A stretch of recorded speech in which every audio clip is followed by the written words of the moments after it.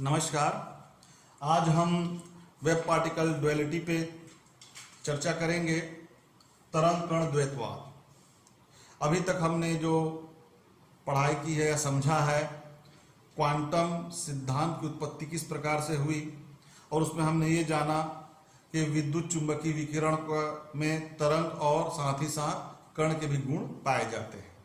बहुत सारे प्रैक्टिकल के आधार पर परावर्तन है, अपवर्तन है, व्यतिकरण है, विवर्तन है, ये जितने घटनाएं हमने तरंग सिद्धांतों से समझा। लेकिन ब्लैक बॉडी रेडिएशन है, फोटो इलेक्ट्रिक इफेक्ट है, कॉम्पटन इफेक्ट है, एटॉमिक स्पेक्ट्रा है, specific heat of solid at low temperature है, इन सब चीजों को हमने कण के गुण के आधार पर समझा, फोटोन के तौर पर समझा। इन्हीं बातों को समझते हुए सन 1924 में लुईस डी ब्रॉय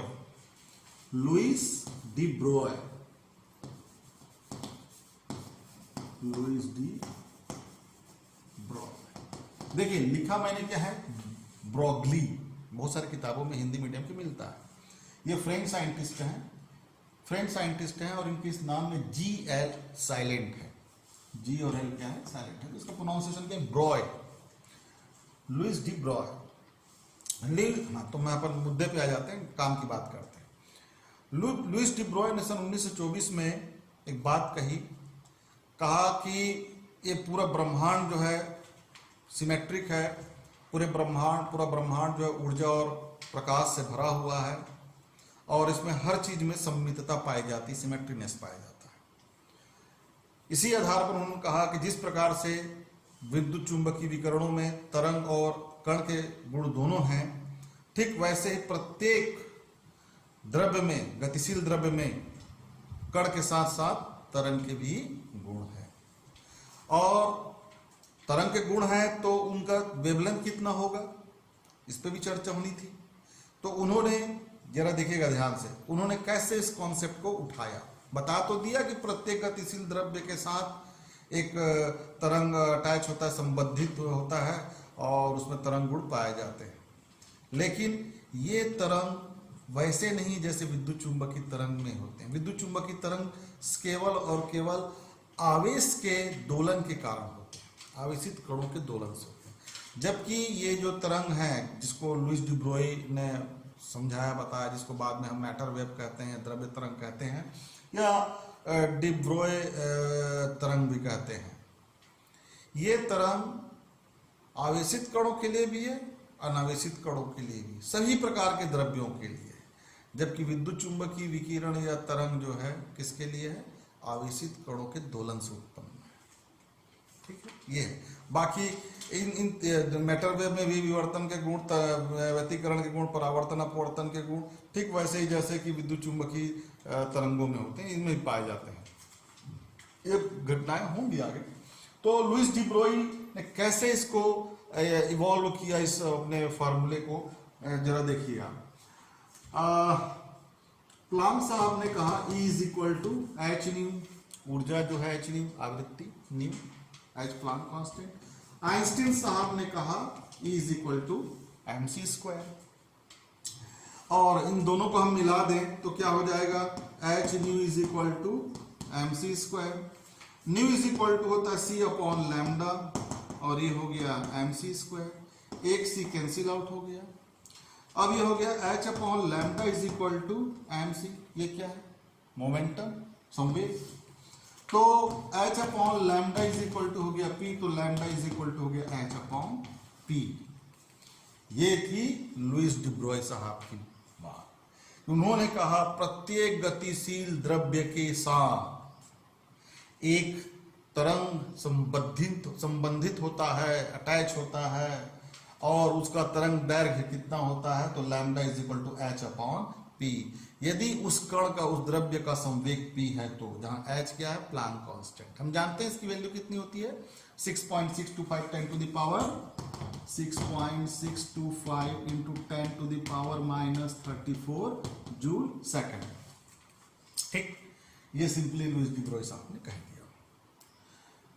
इस बात पे लोग हंसे भी, उपहास भी उड़ाए कि यार आप कुछ भी बकवास करते हो, कुछ भी बात करते हो। लेकिन इन्हीं के जो स्कॉलर्स थे, डेविसन साहब और जर्मन साहब ने 1928 में इस बात को एक एक्सपेरिमेंट के थ्रू प्रूफ किया कि द्रव्य के साथ तरंग होता है, और तरंग है इसलिए उसमें तरंग का गुण, जैसे उन्होंने इलेक्ट्रॉन के विवर्तन के चित्र को बनाया, निकोल प्रिज्म से इलेक्ट्रॉन का एक विवर्तन चित्र निकाला और बताया। अब हम उस बात पे बाद में चर्चा करेंगे, लेकिन अब आ जाते हैं डिब्रोई साहब के मैटर वेव की वेवलेंथ पे डिस्कस कर लेते हैं, किन किन कंडीशन में कैसे कैसे वेवलेंथ हम कैलकुलेट करेंगे। तो 3-4 कंडीशन पे हमको डिस्कस कर लेना चाहिए। सबसे पहले आते हैं, मान लीजिए एक m द्रव्यमान का कण v वेग से गतिशील है, तो संवेग क्या होगा भाई, उसका md होगा, है ना, और लैम्डा इज इक्वल टू क्या होगा, h/mv। सिंपल। यदि आपको किसी कण का द्रव्यमान पता है, वेग पता है, तो आप उससे अटैच निकाल सकते हैं। आप लोग भी अपना निकाल के देखिए, आप सबको अपना द्रव्यमान पता है, और बाइक में चलते हैं तो कितने स्पीड से चलते हैं ये देख लीजिए। बाइक का भी आप चाहे तो उसका भी मास उसमें ऐड कर लीजिए और निकाल के देखिए, उसको मजा आएगा। मैं एक सिंपल सा चीज कर देता हूं यहाँ पर। मान लीजिए एक बॉल है जिसका द्रव्यमान 1 kg है और उसका वेग 1 मीटर पर सेकंड है, तो 1 किलो द्रव्यमान का कण 1 मीटर प्रति सेकंड से गतिशील है, तो उससे संबंधित तरंग दैर्घ्य कितना होगा, वेवलेंथ कितना होगा, उसका मैटर वेव कितना होगा, वो हम कैलकुलेट करते हैं। चलिए, तो लैम्डा इज इक्वल टू क्या हो जाएगा, h/1 इंटू 1, और h को तो हम जानते हैं 6.625 इंटू 10 टू द पावर -34। अब ये क्या हो जाएगा, अपॉन 1 इंटू 1 1 है, ये हो जाएगा मीटर। ये लैम्डा की वैल्यू हो गई। एंगस्ट्रॉम में ही बदलेंगे तो 10 टू द पावर -10 को हटा दीजिए तो 10 टू द पावर -24 एंगस्ट्रॉम हो जाएगा।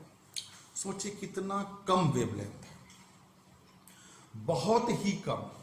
इतने कम वेवलेंथ से आप न तो विवर्तन की घटना देख सकते, न व्यतिकरण की घटना देख सकते, न परावर्तन अपवर्तन समझ सकते। तो हमको यदि इनके तरंग गुण को समझना है, वास्तव में डिब्रोय साहब ने जो कहा है वो सही है, तो हमको पहले ऐसे द्रव्य को चूज करना होगा जिसके द्रव्यमान बहुत कम हो, वेग बहुत ज्यादा हो या कंपेटिबल हो, और ऐसा हो तरंग दैर्घ्य उसका वेवलेंथ ऐसा हो कि उससे विवर्तन और व्यतिकरण की घटना को हम देख सके, समझ सके। इसके लिए हम क्या, वो डेविसन और जर्मन साहब ने क्या लिया, इलेक्ट्रॉन लिया। तो इलेक्ट्रॉन का द्रव्यमान तो जानते हैं 9.1 10 टू द पावर -31 kg, मतलब बहुत कम होता है, तो उसका वेवलेंथ ज्यादा होगा। तो ज्यादा वेवलेंथ होगा तो उसमें विवर्तन और व्यतिकरण की घटना होती है, और उसको हम ऑब्जर्व कर सकते हैं। तो ये था भाई पहला तरीका समझने का। अब दूसरे में आ जाते हैं, यदि हमको कण का संवेग नहीं, गतिज ऊर्जा पता है, तो गतिज ऊर्जा और संवेग के बीच संबंध तो हम जानते ही हैं। गतिज ऊर्जा होता है हाफ, कैपिटल के है ना भाई, बाद में क्या है, इसका उपयोग में और के हैं, बोल्ट्जमान साहब आएंगे हमारे पिक्चर में तो उसका भी उपयोग करेंगे, mv²। ठीक है, अब हम इसको लिख सकते हैं k is equal to m² v² upon 2m। तो ये क्या हो गया, संवेग का वर्ग हो गया, तो p इज इक्वल टू, अब मैं शॉर्ट में लिख देता हूं 2m इंटू k। तो डिब्रोय वेवलेंथ हो जाएगा आपका lambda is equal to h upon √2m/k। ऐसा निकाल सकते हैं। मतलब आपको कण की गतिज ऊर्जा पता है, द्रव्यमान पता है, तो आप उससे संबंधित मैटर वेव का वेवलेंथ कैलकुलेट कर सकते हैं। अब आते हैं, अब गतिज ऊर्जा आवेशित कणों के लिए अलग तरीके से सोचते हैं हम, और अनावेशित कणों के लिए अलग तरीके से सोचते हैं। चूंकि आवेशित कण में, आवेशित यदि इलेक्ट्रॉन प्रोटॉन है तो उनका तो बहुत कम होता है, तो उनके वेग को कैलकुलेट करना और ये सब थोड़ा मुश्किल कार्य है। तो इसके लिए हम एक सिंपल सा तरीका है, गतिज ऊर्जा क्या होता है देखते जाइए। आवेशित कणों के लिए केस नंबर 3 पे चलते हैं। आवेशित कणों के लिए क्या होता है, काइनेटिक एनर्जी होता है Q इंटू वी, जहां Q क्या है, आवेश है, कूलम में रहेगा, और V विभवांतर है। विभवांतर अप्लाई करते हैं किसी आवेश पे तो उसमें गतिज ऊर्जा जो होती है उसके हिसाब से हम इसको डिजाइन किए हुए हैं और जानते हैं, हम इसको पढ़ते रहे हैं पहले भी। तो ये V क्या हो गया आपका वोल्ट में और ये आवेश में, कूलम में है। तो अब ये हो जाएगा आपका मैटर वेव का वेवलेंथ क्या हो जाएगा, h/√2m, k की जगह क्या हो जाएगा, q इंटू वी। तो किसी भी आवेशित कण का आवेश पता हो, विभवांतर पता हो, द्रव्यमान पता हो, तो हम उससे संबंधित मैटर वेव का वेवलेंथ कैलकुलेट कर सकते हैं। ठीक है, आपको कहा जाएगा कि भाई Q इज इक्वल टू, मान लीजिए एक इलेक्ट्रॉन है, उसका आवेश कितना होता है, 1.6 10⁻⁻19 कूलम, और विभवांतर मान लीजिए आपको जो भी है लगाना पड़ा, m आप जानते ही हो कि 9.1 इंटू 10⁻31 kg, h की वैल्यू जानते ही हैं हम 6.625 10⁻34 जूल सेकेंड। तो इतने को तो आप परमानेंट इतने को सॉल्व कर ही सकते हैं। रही बात अभी, तो अलग अलग विभवांतर को उसका तरंग दैर्घ्य अलग अलग होगा, ये भी समझ में आएगा। इसी चीज से डेविसन जर्बर साहब ने एक्सपेरिमेंट किया था। ठीक है, तो इसको आप कैलकुलेट करके देख सकते हैं। अब इसके बाद चौथी बात है, यदि कण अनावेशित है, तो भाई अनावेशित कण का मतलब यहाँ पर थोड़ा समझा देता हूँ, मैं स्पेसिफिक हूँ थोड़ा सा इसमें। हम जनरली स्पेसिफिक का यहाँ पर मतलब मैं है कि सिर्फ न्यूट्रॉन्स के लिए बात करूँगा, क्योंकि हम सबको तो मान लेते हैं ना ऐसे जितने भी कण हमको दिखाई दे रहे हैं उदासीन है, अनावेशित हैं, कुल आवेश शून्य है, तो सब के लिए लागू होगा। इन सब के लिए तो गतिज ऊर्जा आसानी से निकाली जा सकती है, लेकिन गैसियस सिस्टम है, मान लीजिए, सोच कर देखिए, गैसियस सिस्टम है, तो गैसियस सिस्टम में अलग अलग कणों का पूर्ण द्रव्यमान कैलकुलेट करेगा और अलग अलग कणों की गतिज ऊर्जा कैसे निकालेंगे। तो जब गैसियस सिस्टम है, तो हम यहाँ पर न्यूट्रॉन के लिए जानबूझकर बात कर रहे हैं, गैसियस सिस्टम सोचकर, तो उनकी गतिज ऊर्जा क्या होती है, गतिज ऊर्जा degree of freedom by 2 into small k into T.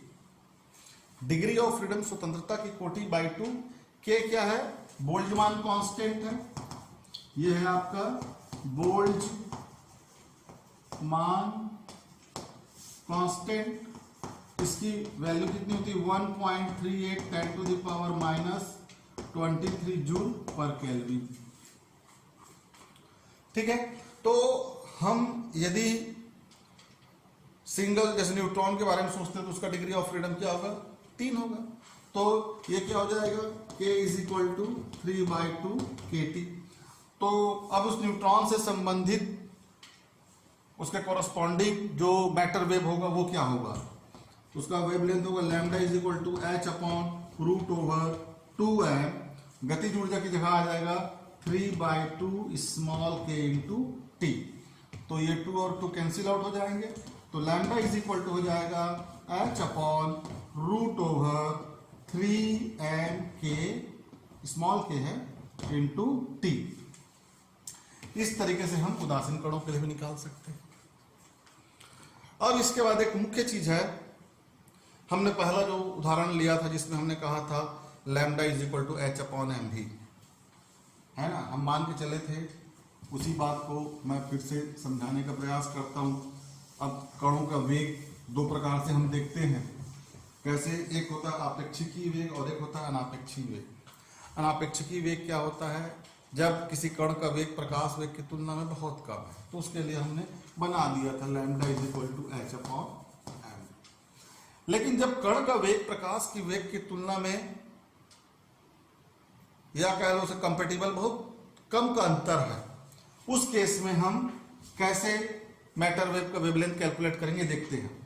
तो ये केस नंबर हमारा होगा 5। ठीक है, उस कंडीशन में जब कण का वेग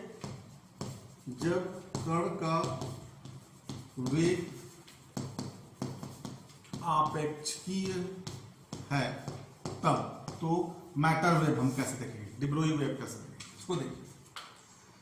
उस कंडीशन में यदि कण की ऊर्जा E है और उसका संवेग P है, तो हम रिलेटिविस्टिक थ्योरी से पढ़े हैं E² - P² C square is equal to m0 square c to the power 4। उस केस में संवेग बराबर हो जाएगा आपका p square c square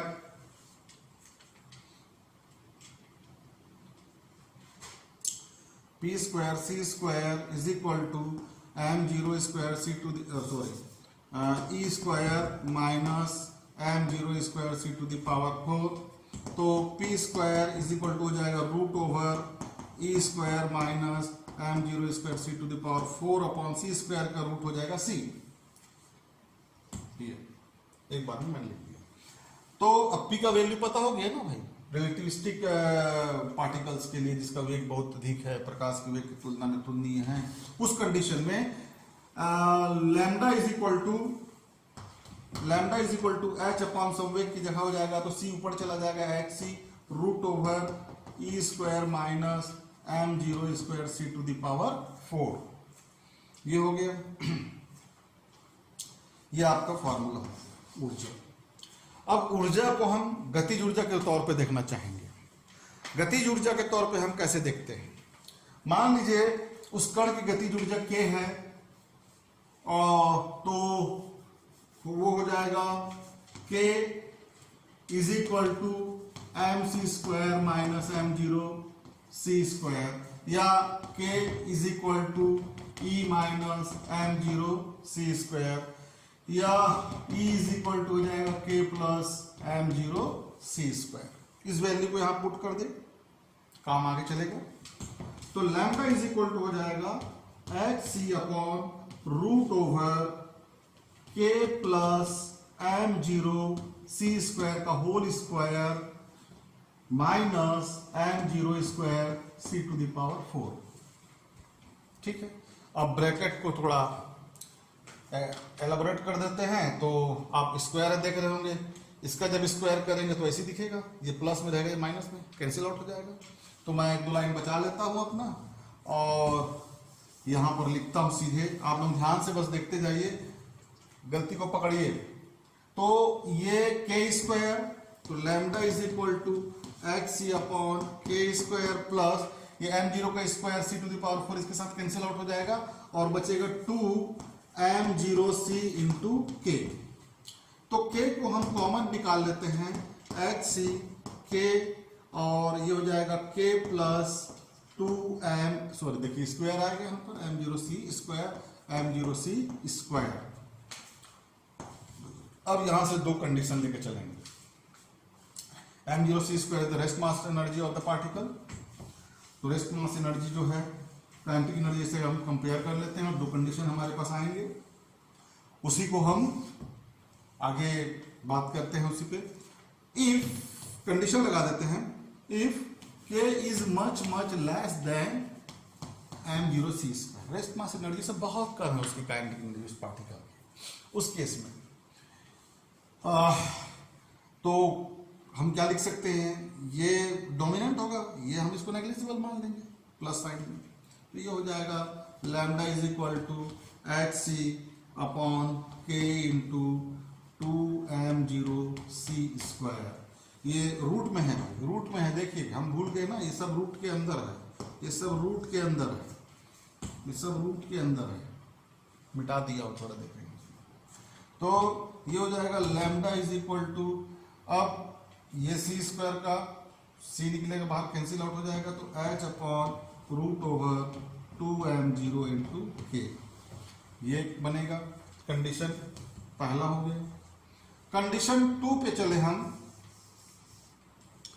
condition 2 जो है, if k is much greater than m0c square, मतलब रेस्ट मास एनर्जी से पार्टिकल की काइनेटिक एनर्जी बहुत ज्यादा है, उस केस में हम k को डोमिनेट करेंगे और 2m0c स्क्वायर को हम नेग्लिजिबल मानेंगे। तो क्या हो जाएगा, lambda is equal to hc upon root over k into k, इसके साथ जो प्लस 2m0c स्क्वायर था तो इसको हम हटा देंगे, बस क्या बचेगा k। तो क्या हो गया, k का स्क्वायर रूट में है, निकल जाएगा, सिर्फ k बचेगा, तो hc अपॉन k, ये फॉर्मूला होगा। मतलब रिलेटिविस्टिक भी है, यदि कोई पार्टिकल, मतलब अपेक्षिकीय वेग से गतिशील है कोई पार्टिकल, तो उसमें भी दो कंडीशन है कि उसकी kinetic energy rest mass energy से कम है कि ज़्यादा है। उस कंडीशन में हम दोनों अलग अलग तरीके से कैलकुलेट करते हैं वेवलेंथ को। ठीक है, तो अगली क्लास में मैं कुछ आप लोगों को और बताना चाहूँगा इससे संबंधित। और आज अपनी क्लास खत्म करते समय एक खास बात, बोर का कोरस्पोंडेंस लॉ कह ले, और या फिर हम जो रिजल्ट समझ में आया हमको उसको कह ले। आज तक का जो हमने समझा पढ़ा उसको बोर्स ने अपने को बोर्स का कॉम्प्लीमेंट्री लॉ कह दिया, या पूरकता का नियम कह दिया बोर का। बोर ने कहा कि जिन जिन प्रयोगों से विद्युत चुंबकीय विकिरण के तरंग गुण प्रदर्शित होते हैं, उन प्रयोगों से उसके कण गुण को प्रदर्शित नहीं कर सकते। ठीक है, ठीक वैसे ही जिन जिन प्रयोगों से द्रव्यों के द्रव्य गुण प्रदर्शित होते हैं, उन प्रयोगों से उसके तरंग गुण को हम प्रूफ नहीं कर सकते। तो भाई मैं आपको कैसा दिखाई दे रहा हूँ, द्रव्य दिखाई दे रहा हूँ, तो इस देखने के तरीके से तो अभी मुझे आप तरंग के रूप में नहीं देख सकते। ठीक है, वैसे ही जिन जिन प्रयोगों से द्रव्यों के तरंग गुण को हम प्रदर्शित कर सकते हैं, जैसे डेविसन जर्मन ने इलेक्ट्रॉन के तरंग गुण को प्रदर्शित किया, विवर्तन का गुण बताया उसमें, उन प्रयोगों से हम उसके कण गुण को प्रदर्शित नहीं कर सकते। मतलब एक ही प्रयोग से तरंग और कण गुण को एक साथ हम प्रूफ नहीं कर सकते। ये कह सकते हैं ये एक सिक्के के दो पहलू हैं। यदि आपको हेड दिखाई देगा तो टेल नजर नहीं आएगा, और टेल दिखाई देगा तो हेड नजर नहीं आएगा। आई बात समझ में? तो अगली क्लास में हम वेव पैकेट्स, ग्रुप वेलोसिटी, इन सब पे चर्चा करेंगे। इस टॉपिक को हम आगे कंटिन्यू रखेंगे। Thank you.